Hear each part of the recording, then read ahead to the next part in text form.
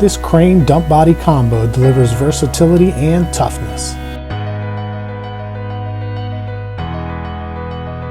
The HCX body includes a combination two-way tailgate and the best ground control release in the industry.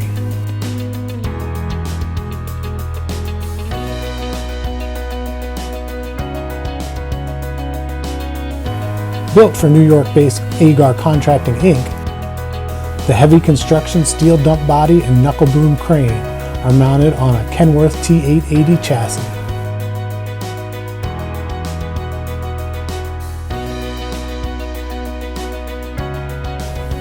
The 18-foot-long bed features steel angle reinforcement and a 1/4-inch body armor floor.